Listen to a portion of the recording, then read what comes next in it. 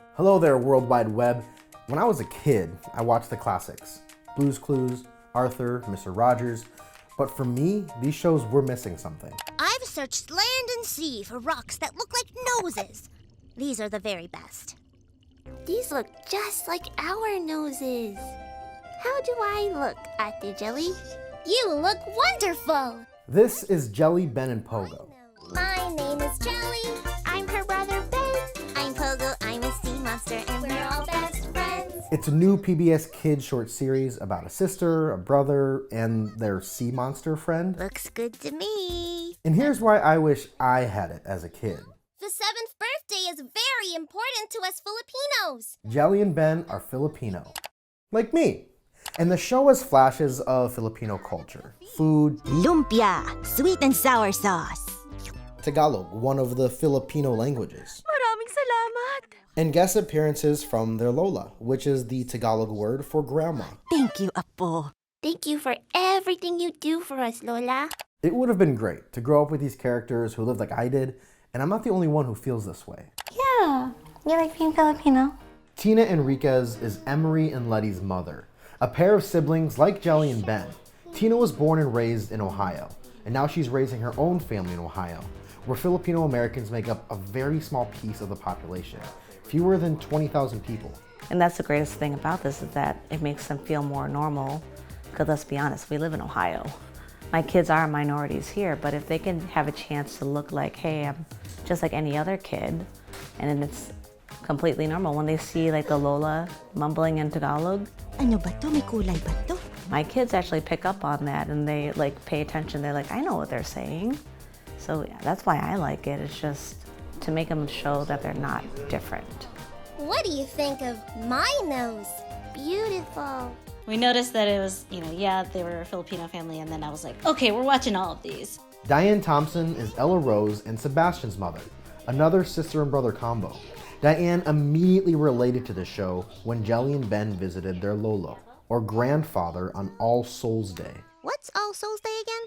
It's a holiday where we remember our loved ones who have died. In Filipino, it's called Araw ng Mga Patay. That just totally struck a chord with me because this All Souls Day is when I visited my mom in the cemetery as well. And this is kind of a way to keep my kids in connection with her and with our heritage. It's literally like right at the perfect time for them growing up right now.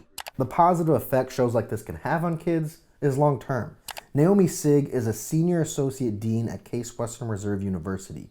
She's a certified educator and facilitator in diversity, equity, and inclusion practices. She's also a Filipino mother. It makes you feel as though you matter. I think that there's this sense of when you're invisible, you have no power and that you don't matter. And having shows like this will hopefully teach not just my kids, but other Filipino kids that every story matters, your story matters, and you have the ability to have power and influence and be seen and heard and valued in the greater US society.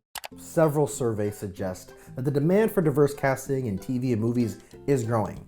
And it's not just Filipino American kids who would benefit by seeing themselves on screen. More black and brown characters, more LGBTQ characters, more diversity of every type. Jelly, Ben, Pogo, and the show's creator, director, and animator, Jaleesa Leva, are helping meet that demand for diversity. Hey there, Jaleesa. So tell me, JBP, Jelly, Ben, and Pogo, how'd this all start? The whole reason I made JBP was because I was frustrated that, I was seeing all these pitches crop up and not a single one had like real authentic diversity in it. And I'm thinking like, if it just has to be me, like it has to come from someone from one of these communities. So I'm glad that not only are networks now kind of looking for it, and not just PBS Kids, but even other ones, but creators are stepping up and being heard. And you're one of those creators. That's awesome.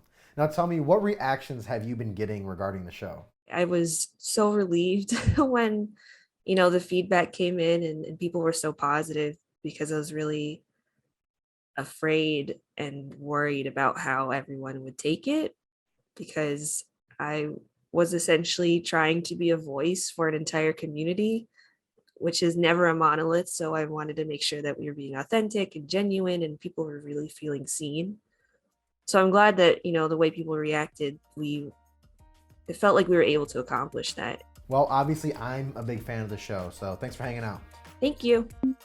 Because it's so rare to see Filipino Americans on TV and movies, it's so exciting when it finally happens. I used to watch Blue's Clues as a kid. Now the show has a Filipino host in Joshua De La Cruz. Joshi! Lola! Oh, it's her! It's my Lola! Pixar has a short film about a Filipino father and son called Float, an Apple-made Blush, an outer space love story featuring Filipino main characters. I'm gonna be honest, I'm jealous of the kids who are growing up watching these shows, though you don't have to be a kid to watch. My name is Jelly. I'm her brother Ben. I'm Pogo. I'm a sea monster, and we're all best friends. Jelly, Ben, and Pogo.